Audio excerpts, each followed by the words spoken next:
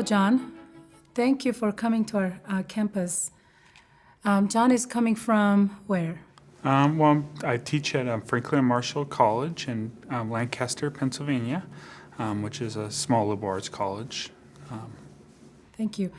This month we're featuring John Holmgren with his very unique photography style, and we have been enjoying very much.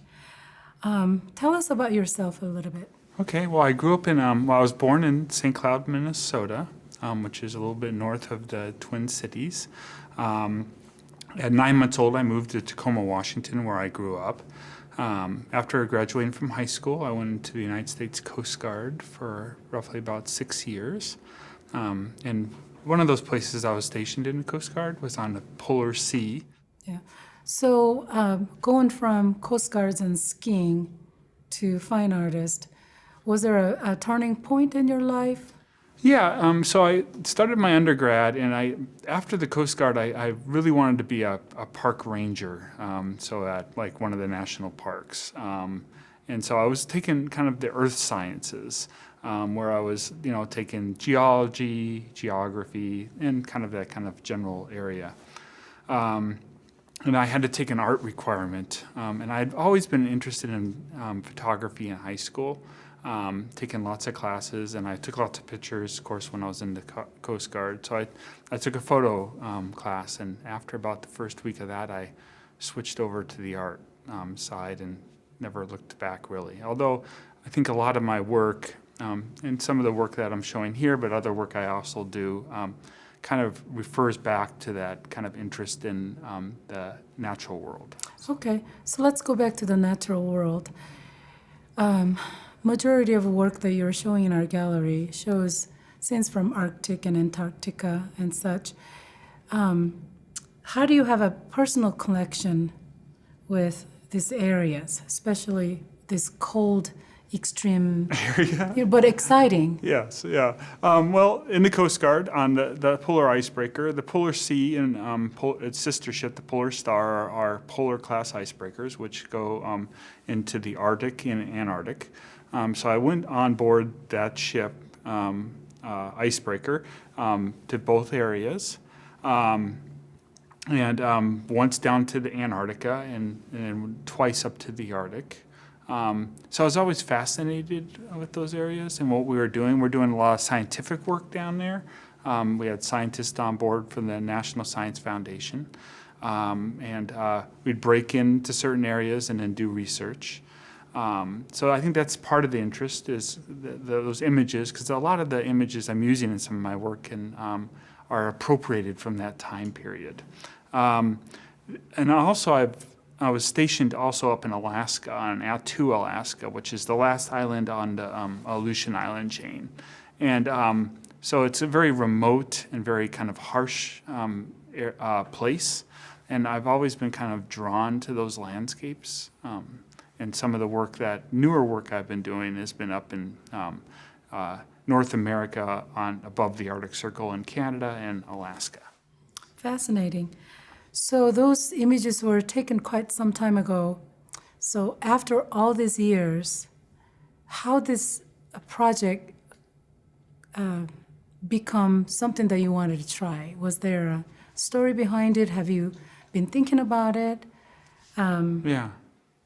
Well, I think, so there's basically, in the show, there's 4 bodies of work, and I actually think of them as kind of 4 separate groups of work in some ways. I mean, they're related because of the kind of places that they're in. The first group of work is not to be used for navigation, and that was completed as my thesis work at the University of Minnesota. And those are the large pieces on pieces of plexi that have basically an etching into the plexi with the computer-generated router for information that's maybe on top of the photograph. Those images were all taken when I was aboard the icebreaker, which I was in Antarctica in 1991. And I started making that work in 2006, 2007. So there's, roughly about 15 years there between when I worked with those photographs. So I almost viewed it as kind of self-appropriating my own images. So they were almost like an archive to me, that I started taking those images out of. And kind of like your personal history. Yeah, so going back, and I was thinking of experience of place, memory, and the kind of layering of information in those photographs, and also with the text that's kind of engraved into the plexi, is the kind of start to understand how memories maybe are formed, as far as what you're doing in a space at that point. So the science was very influential as far as what we were doing there and experiencing. So, so the next group of work, which I'll maybe stay in Antarctica, is the work called District of the Penguins. And they're a little bit smaller, and they kind of maybe and sometimes looks kind of similar to that work.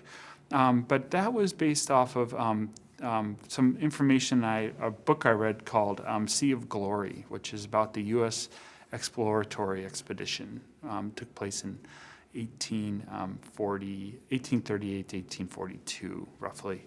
And it there's some journals at Franklin Marshall College from that expedition. Reynolds journals, the original. So I was interested in combining my photographs of my experience in Antarctica and the experience of explorers like him. Came before you. That came before me. So we have that expedition. We have, of course, Captain Cook, Robert Cook, who did a lot of exploring in the Pacific and down in that area.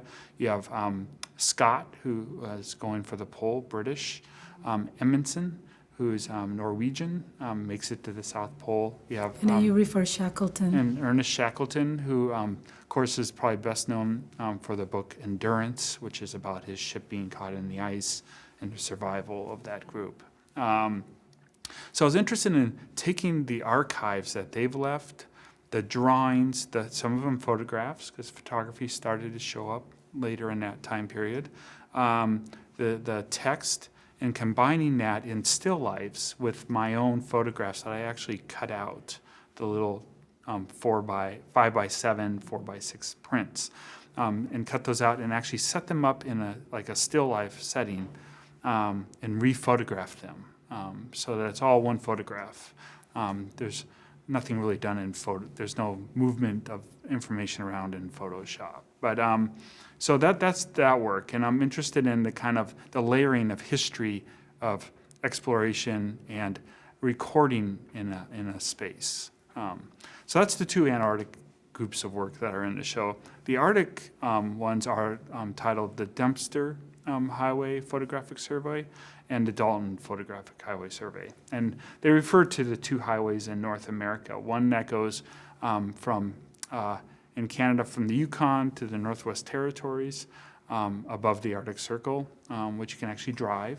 And then the other one is the Dalton Highway in Alaska that goes from north of Fairbanks up to Prudhoe Bay, Dead Horse on the Arctic Ocean. So those bodies of work are more panoramic, straight photographs of the space. And I'm interested in the kind of the people in the landscape. It's very remote. There's not many people there.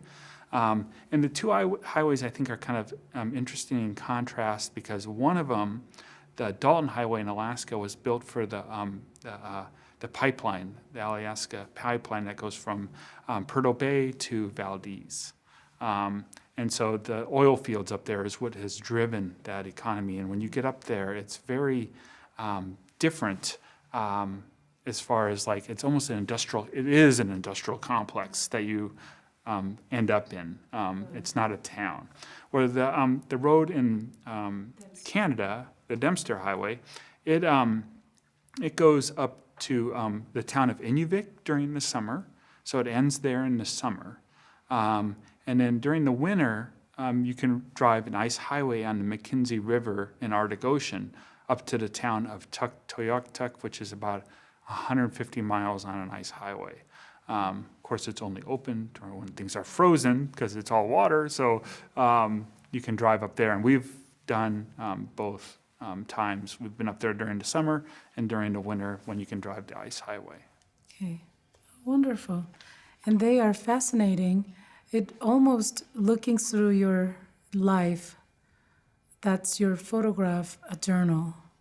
Shows your younger years and not only your younger years, but you're still connecting to them with even further go back some other explorers and then their records that they have left and combining with your personal journal.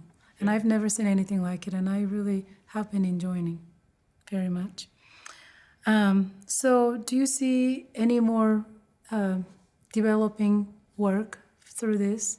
Yeah, I'm still working on aspects, and there's some work that's maybe not photo-based going to come out of the Arctic work. It's more map-based and using screen printing and some painting techniques